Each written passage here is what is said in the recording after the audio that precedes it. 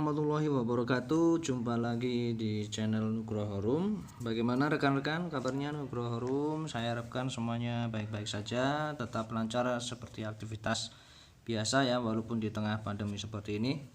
Baik, di kesempatan hari ini, tepatnya di part yang ketiga, di bagian yang ketiga, kita lanjutkan untuk pembahasan yang kemarin ya, terkait untuk pelaksanaan di SKB di materi yang sudah kita resume ya, kita rangkum bersama. Kita lanjutkan, kemarin kita sudah membahas terkait tentang penilaian kinerja guru ya, tentang tujuannya.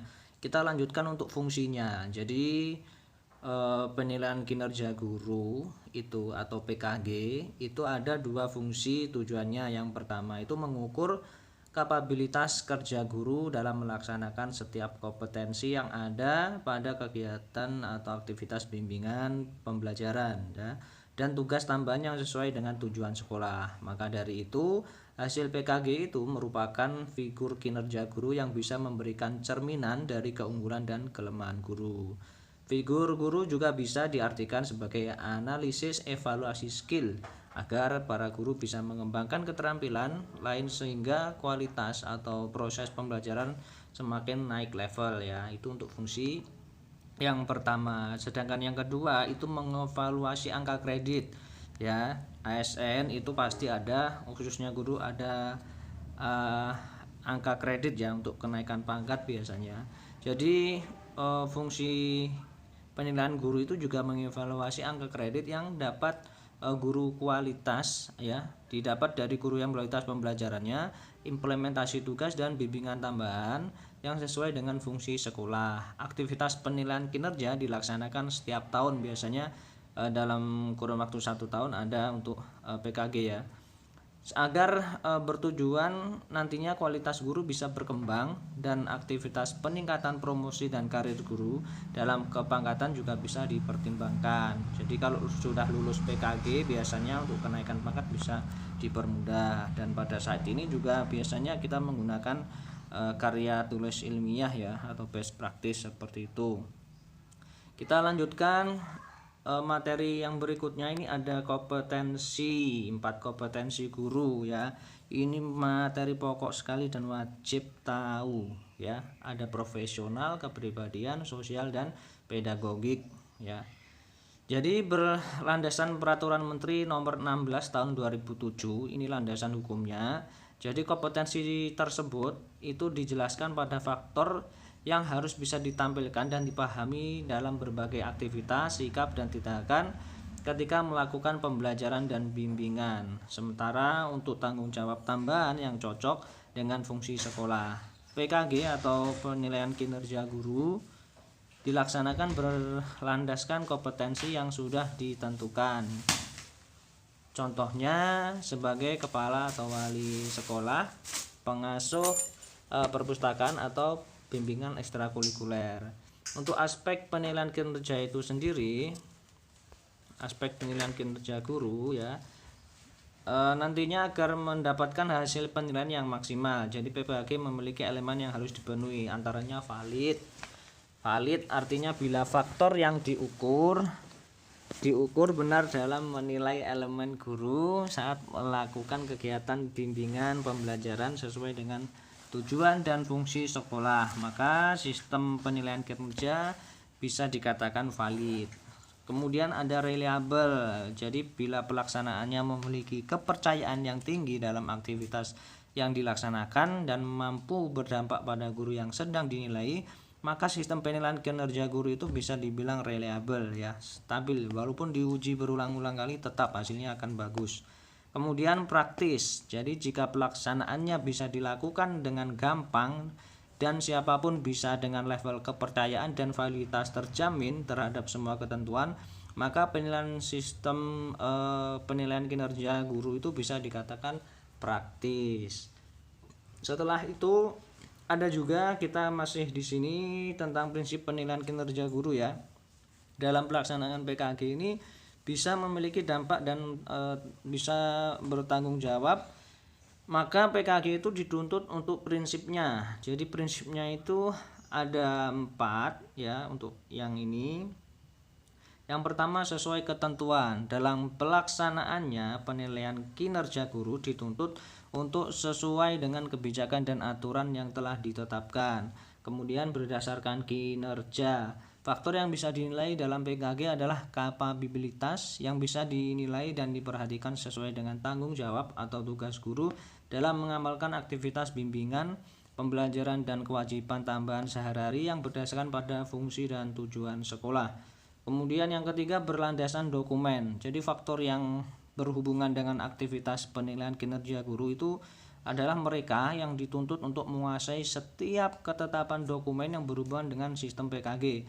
Jadi salah satunya yang berhubungan dengan kompetensi dan faktor kinerja serta dasar yang dipakai dalam menentukan penilaian. Kemudian dilaksanakan secara konsisten. Jadi dalam pelaksanaan PKG itu dibuat secara berkelanjutan atau kontinu setiap tahun pada bagian pertama berupa evaluasi diri dengan mencermati ini objektif ya. Jadi objektif ini pelaksanaan PKG berlangsung objektif harus berdasar pada situasi dan fakta guru saat melakukan tugas di lapangan atau di sekolah ya. Kemudian adil, jadi PKG berlangsung dengan memberikan ketentuan, syarat dan prosedur yang sama terhadap guru yang akan dinilai. Kemudian akuntabel ya, dapat dipercaya, kemudian bermanfaat. Keuntungan adanya PKG itu sendiri, guru bisa mengembangkan kualitas kinerjanya secara perlahan dan bertahap dan bisa untuk meningkatkan karirnya. Kemudian transparan, artinya aktivitas pada saat PKG dilaksanakan setiap orang yang terlibat seperti guru, penilai, orang dan orang lain bisa mendapatkan informasi dari PKG secara bebas. Jadi ketika sudah pelaksanaan PKG, siapapun bisa mengakses hasil dari pelaksanaan PKG itu. Serta berfokus pada tujuan ya, pada misi yang sudah ditentukan ya, tujuan PKG itu sendiri yang sudah kita bahas ya. Kemudian berorientasi pada proses ya, PKG tidak hanya berfokus pada tujuan namun harus mencermati pada bagian prosesnya. Jadi bagian ini merupakan hal yang harus diraih guru. Kemudian berkelanjutan, proses PKG ini dilakukan secara telaten, artinya berkesinambungan secara kontinu ya selama seseorang masih menjalankan profesi guru. Bahkan sebelum TPP itu juga biasanya ada penaikan semacam itu ya. Kemudian rahasia, jadi hasil dari PKG tidak boleh tersebar kepada orang lain dan tidak ada hubungannya dengan pelaksanaan PKG. Jadi walaupun transparan, tetap untuk kerahasiaannya tidak sembarangan untuk diakses ke orang lain yang tidak mencakup pada lingkup pendidikan ya, seperti itu. Kemudian ini penyusunan dalam langkah-langkah pembelajaran asesmen. Nah, kita masuk ke asesmen penilaian ya. Jadi penyusunan asesmen itu ada 9 langkah untuk landasan dasar langkahnya ya. Yang pertama, menyusun kisi-kisi atau tabel spesifikasi tes yang memuat di dalamnya itu ada materi pokok yang akan diteskan ya, kemudian aspek perilaku atau tingkat kognitif yang akan diukur dan penentuan jumlah butir tes untuk setiap aspeknya. Kemudian langkah yang kedua, menulis butir soal ya, butir-butir soal dengan mendasarkan pada aspek-aspek yang telah tercantum pada tabel spesifikasi atau kisi-kisi tersebut ya. Kemudian melakukan telaah soal tes, analisis tes secara logis, kemudian melakukan uji coba soal, kemudian menganalisis setelah menguji coba tadi secara empiris ya, secara kajiannya, kemudian memperbaiki atau merevisi tes, kemudian merakit tes dengan menyiapkan komponen-komponen pendukung untuk penyelenggaraan tes yang meliputi buku tes, lembar jawaban tes, kunci jawaban tes, dan pedoman penilaian atau pedoman pemberian skor. Barulah melaksanakan tes dan menafsir hasil tes. Ini untuk asesmen ya, langkah-langkah pembelajaran asesmen. Kemudian ada materi juga yang keluar, itu materi KKM ya, kriteria KKM, ketuntasan minimal. Jadi KKM ini kriteria ketuntasan belajar yang ditentukan oleh satuan pendidikan dengan mengacu standar kompetensi lulusan. Untuk pembahasan lebih detail saya sudah pernah membahas ini, linknya ini nanti saya tampilkan. Nah ini, jadi untuk fungsi KKM itu sendiri sebagai acuan peserta didik dalam menyiapkan diri mengikuti penilaian mata pelajaran, kemudian merupakan target satuan pendidikan dalam pencapaian kompetensi pada setiap mapel ya. kemudian dapat digunakan sebagai bagian dari komponen dalam melakukan evaluasi program pembelajaran yang dilaksanakan di sekolah ya. Untuk komponennya penetapan KKM itu yang pertama intake atau karakteristik peserta didik ya, istilahnya itu. Kemudian karakteristik mata pelajaran atau kompleksitas materi, kemudian kondisi satuan pendidikan, daya dukung seperti halnya SAPRAS itu juga masuk daya dukung pada proses pencapaian kompetensi. Kemudian ada prosedur penetapannya. Jadi KKM itu untuk prosedur penetapannya kita menghitung dulu jumlah KD pada setiap mapel tingkat kelas dalam 1 tahunnya. Kemudian menentukan nilai aspek karakteristik masing-masing komponen. Misalkan ya, jadi karakteristik peserta didik atau intake itu dibagi peserta didik misalkan kelas 7 ya, antara lain dengan memperhatikan rata-rata raport di SD. Nilai ujian sekolah SD itu nilai hasil seleksi masuk peserta didik baru di jenjang SMP. Bagi peserta didik kelas 8 dan kelas 9 dapat memperhatikan rata-rata rapor semester sebelumnya ya, itu untuk intake-nya. Kemudian untuk kompleksitasnya atau karakteristik mata pelajarnya, di tingkat kesulitan dari masing-masing mapel itu dapat ditetapkan dengan experience judgment atau penentuan khusus guru mata pelajaran melalui MGMK ya, musyawarah guru mata pelajaran tingkat sekolah dengan mempertimbangkan jumlah KD, kedalaman KD, kesulitan KD dan keperluan KD, kedalaman, keluasan dan perlu tidaknya pengetahuan prasyarat seperti itu. Setelah itu kondisi satuan pendidikan atau daya dukung yang meliputi ini kompetensi pendidik atau nilai UKG-nya tadi, PKG tadi, kemudian jumlah peserta didik dalam satu kelas, kemudian predikat akreditasi sekolah itu juga menentukan, kemudian kelayakan sarana prasarana sekolah. Nah, itu untuk prosedur penetapan KKM. Setelah prosedur penetapannya, kita untuk menentukan KKM setiap KD-nya. Ini rumusnya, maaf ya kurang begitu jelas.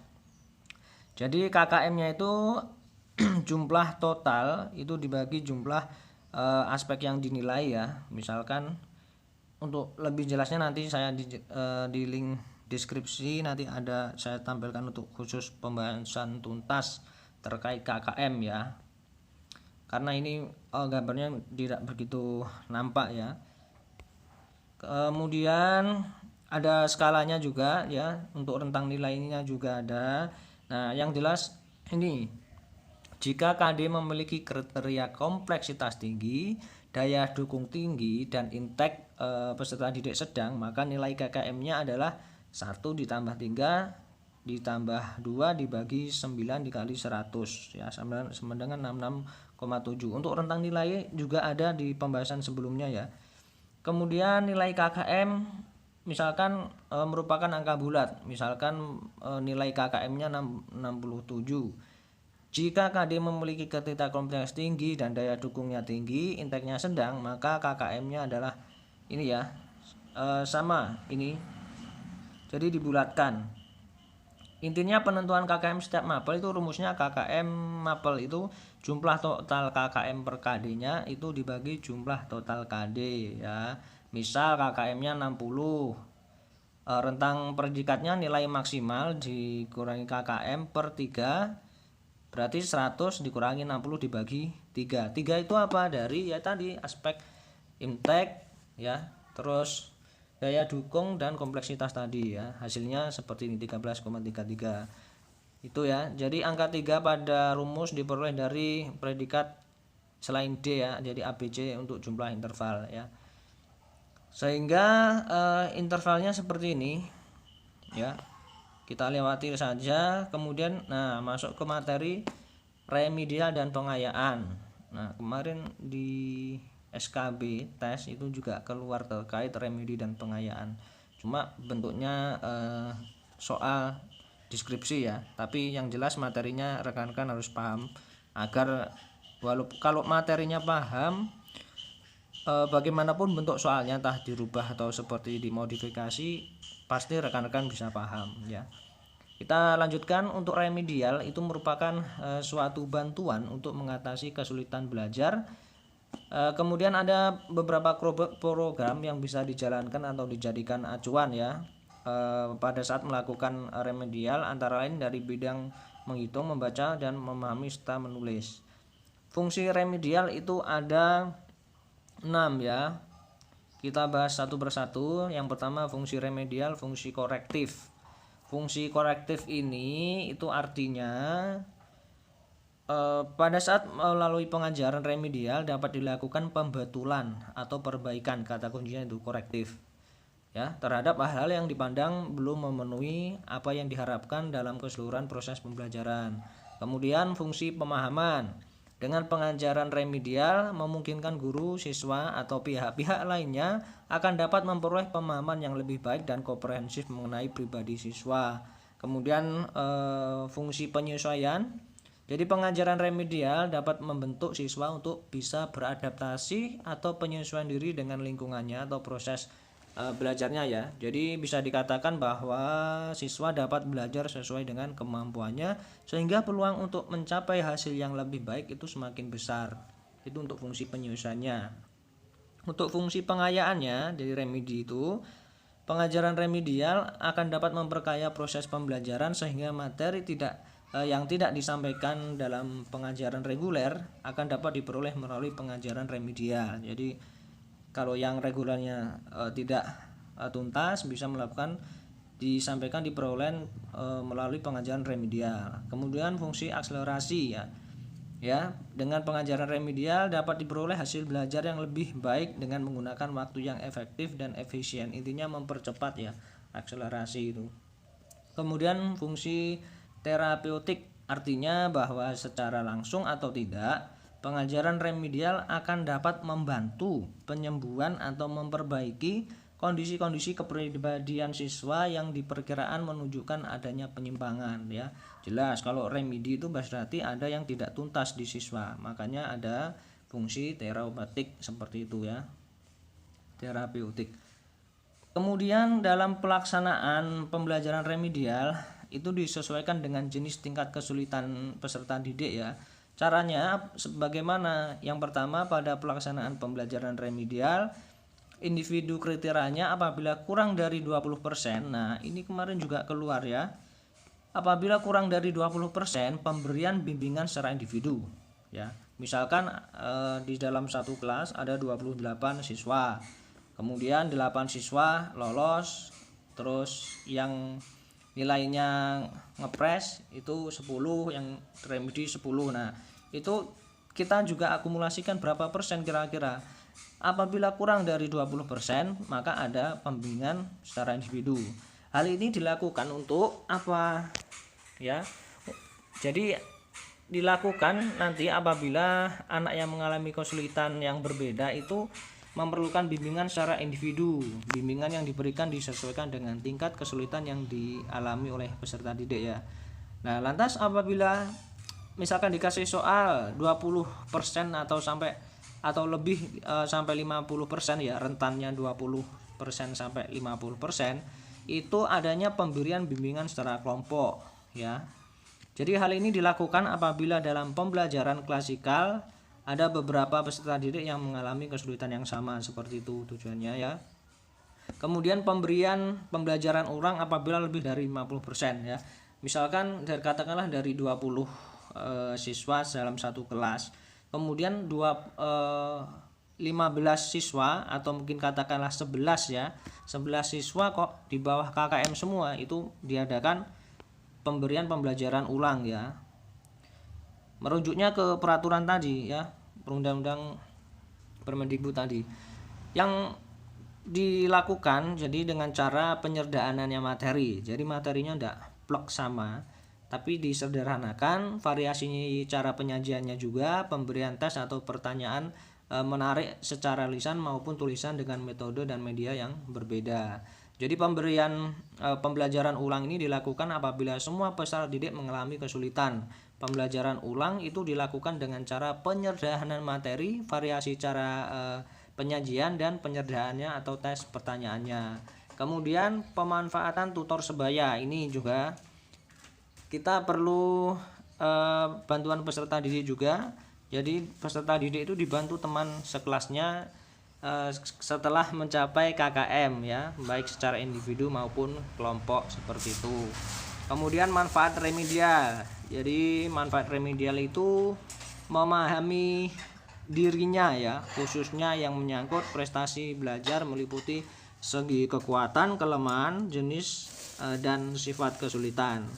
Kemudian memperbaiki cara-cara belajar ke arah yang lebih baik sesuai kesulitan yang dihadapi. Kemudian memilih materi dan fasilitas belajar secara tepat untuk mengatasi kesulitan belajarnya. Mengembangkan sikap-sikap dan kebiasaan baru yang dapat mendorong tercapainya hasil belajar yang baik. Kemudian mengatasi hambatan-hambatan belajar yang menjadi latar belakang kesulitannya. Itu ya. Untuk pembelajaran remedial di akhir dengan penilaian untuk mencapai pencapaian peserta didik pada KD yang diremedikan ya. Jadi pembelajaran remedial pada dasarnya difokuskan pada KD yang belum tuntas ya, dan dapat diberikan berulang-ulang sampai mencapai KKM dengan waktu hingga batas akhir semester biasanya. Jadi enggak mungkin ketika semester sudah selesai diulang, semester 1 selesai diulang lagi di semester 2, itu enggak. Ya, apabila hingga akhir semester pembelajaran remedial belum bisa membantu peserta didik mencapai KKM, maka pembelajaran remedial bagi peserta didik tersebut dapat dihentikan ya, di stop. Pendidik tidak dianjurkan memaksakan untuk memberi nilai tuntas atau sesuai KKM kepada peserta didik yang belum mencapai KKM. Jadi itu ya para pendidik atau calon pendidik, ini pedagogik semuanya. Nanti kita akan bahas selanjutnya karena durasinya terlalu panjang, jadi saya mohon maaf. Kita sambung ke part yang keempat. Mudah-mudahan pembahasan kita bermanfaat ya untuk hari ini. Jangan lupa untuk saling berbagi, share informasi terkait materi dari SKB 2019. Siapa tahu nanti materi semacam ini bisa dijadikan refleksi dan keluar seperti yang buat bahan ajar kita. Baik, untuk pertemuan kita akan membahas tentang pengayaan ya. Itu saja yang dapat saya sampaikan. Kurang lebihnya mohon maaf. Saya undur diri. Wassalamualaikum warahmatullahi wabarakatuh. Selamat beraktivitas.